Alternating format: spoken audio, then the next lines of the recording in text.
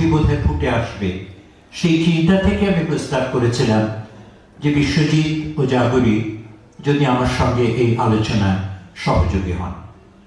আমি প্রথমে বিশ্বজিৎকে বলতে অনুরোধ করব, তারপরে জাগরি, এবং তারপরে আমি ওদের চিন্তা থেকে জোর লাগিয়ে আপনাদের কাছে আরো কিছু কথা পৌঁছে দেওয়ার চেষ্টা করব।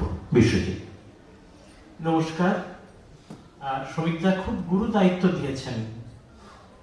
আমি নিজে জন্মেছিলাম গত শতকের 70-এর দশকের মাঝামাঝি ডিঙিয়ে আরেকটু পর, এবং আমি যখন জন্মেছিলাম তখন বাঙালিয়ানার সংকট এই শব্দটা এত সুস্পষ্ট ভাবে আমাকে আহত করত না।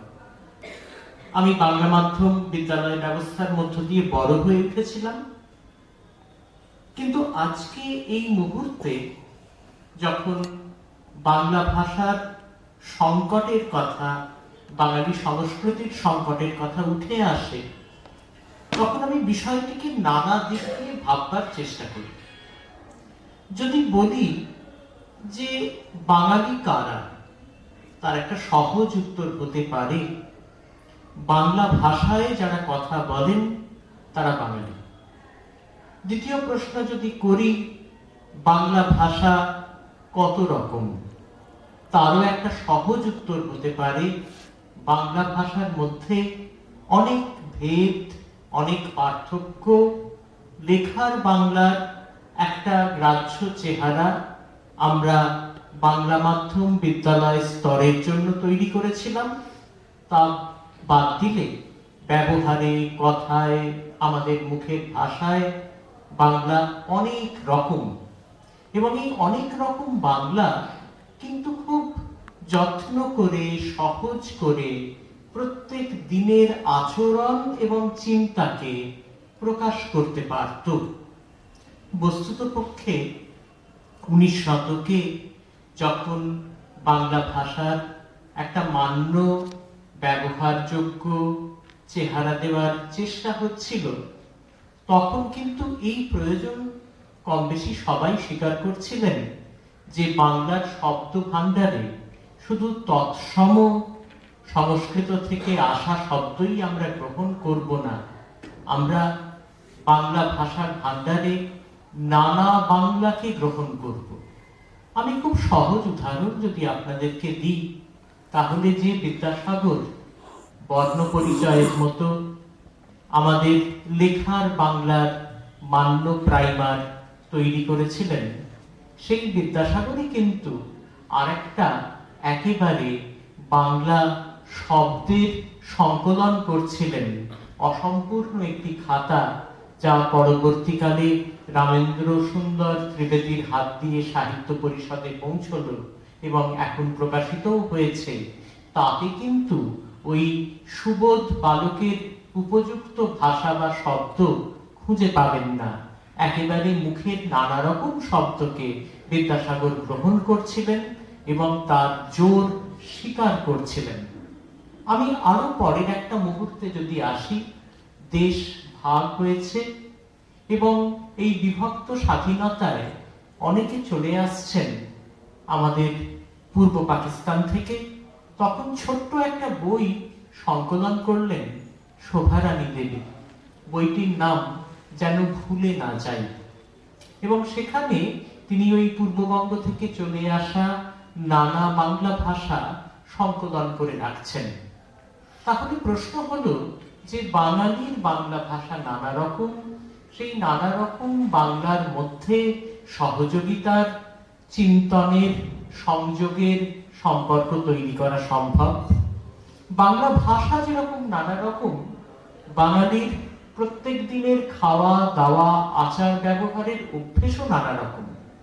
এখন প্রশ্ন হলো এই সব কিছু মিলিয়েও কিন্তু বাঙালির একটা নিজস্ব বহর ছিল, ভাবনার জগৎ ছিল, এবং সবচেয়ে বড় যে জায়গাটা ছিল আত্মবিশ্বাস ছিল।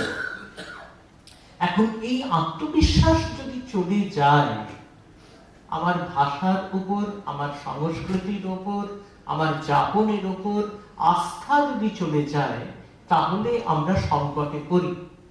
আমার মনে হয় যে আমাদের এই মুহূর্তে সংকটের যে চেহারার কথা আমরা বলছি, সেটা হলো এই যে বাঙালি তার ভাষার উপর, তার সংস্কৃতির উপর আস্থা হারিয়েছে। বাঙালি, যে বাঙালির কথা, যে বাঙালি সংস্কৃতির চৈতন্যের কথা আমরা ভাববার চেষ্টা করছি, তারা এক অর্থে বহুভাষী বাঙালি। যেমন ধরা যাক যে বিদ্যাসাগরের মুখের বাংলা কৃষ্ণচন্দ্র ভট্টাচার্য, তিনি কৃষ্ণকমল ভট্টাচার্য, তিনি তার শ্রুতি কথাতে জানাচ্ছেন যে মুখের বাংলা একেবারেই গ্রামের মানুষের মতো। কোথাও কোথাও ইচ্ছে করে কোথাও কোথাও বিদ্যাসাগর এমন শব্দ ব্যবহার করেন যা মান্য পণ্ডিতেরা ব্যবহার করতে চান না। আবার বিদ্যাসাগর যেখানে গদ্য লেখেন সংস্কৃত অনুসারী, সেখানে অসম্ভব সাধু গদ্য লেখেন। বঙ্কিমচন্দ্র বলেন তার বাংলা ভাষা প্রবন্ধে যে মনের ভাব প্রকাশ করবার জন্য প্রয়োজনে গ্রাম্য শব্দ নেবেন, যে কোনো শব্দ নেবেন, আপনার বিষয় অনুসারী ভাষা প্রকাশ করতে আপনি যেন সমর্থ হন। এই যে আত্মবিশ্বাস নিজের বাংলার মধ্যে, মনে রাখবেন যে জ্ঞানেন্দ্র মোহন যে অভিধানটি সংকলন করেছিলেন, সেই অভিধানে তিনি শব্দ সংগ্রহ করেছিলেন সাধারণ মানুষের কাছ থেকে। প্রবাসী পত্রিকাতে একেবারে বিজ্ঞাপন দেওয়া হয়েছিল যে আপনার অঞ্চলের বিভিন্ন বিষয়ের শব্দ তালিকা ধরে দেওয়া হয়েছিল, আমাকে পাঠান, আমরা সেটা সংকলন করব অভিধানে। তার মানে এখান থেকে দুটো জিনিস বেরিয়ে আসে, যে বাঙালি একটা সময়ে তার বাংলা ভাষাতে, তার সংস্কৃতিতে এমন একটা সংযোগ, আস্থা ও বিশ্বাস এবং তার এক ধরনের সংযোগের বহর তৈরি করতে পেরেছিল, যা তাকে নিজের সংস্কৃতির প্রতি তার বহুত্ব নিয়েই সুস্থিত হতে সহায়তা করেছিল। এবং সেখানে উপর এবং নিচ এই ভেদটা একরকম করে কোথাও কোথাও ওই থাকবন্দি বিন্যাসে আর ছিল না, মুছে যাচ্ছিল। এই অবস্থা থেকে আমাদের এখন যেখানে সংকটের জায়গা তৈরি হয়েছে, সেটা হলো এই, আমরা আমাদের এই প্রকাশ ক্ষমতা, ভাষার প্রকাশ ক্ষমতা, সংস্কৃতির সহজতা, এবং তৃতীয় একটা জিনিস আমি যেটা বলবো, সমিতা যেটা খুব গুরুত্বপূর্ণ একটা কথা বলেছেন, ইঙ্গিত দিয়েছেন, আমরা তৈরি করে নিয়েছিলাম, নির্মাণ করে নিয়েছিলাম। মানব জমিন পতিত থাকে যদি না ঠিক কৃষিকাজ জানি আমরা। একেবারে ভাষা সংস্কৃতির ক্ষেত্রেও এই কর্ষণ, অনুশীলন সর্বস্তরে খুব জরুরি। এবং এখানে আমি আমার কথা থামাবো এক আশ্চর্য মানুষের কথা আপনাদের মনে করিয়ে দিয়ে, যিনি প্রাগাধুনিক বাঙালি, উচ্চবর্ণের বাঙালি নন, তিনি একজন ব্যাধ। তার নাম হচ্ছে ধর্মকেতু। তার গল্প আছে চণ্ডীমঙ্গলের আখ্যানে। সেখানে এই ব্যাধ ধর্মকেতু তার স্ত্রীর নিজের হাতে রান্না করে তিনি স্বাদ ভক্ষণ করাচ্ছেন। তার স্ত্রী সন্তান সম্ভবা, বাড়িতে কেউ নেই।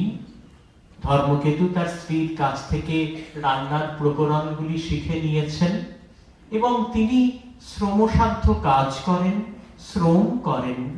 পৌরুষের যে প্রবল নারীর ওপর চাপিয়ে দেওয়া প্রবল দীপ্তি, সেখান থেকে সরে এসে তিনি একেবারেই, যাকে আমরা এখনকার ভাষায় কেয়ার এথিক্স বলি, সেইখান থেকে সমমর্মিতা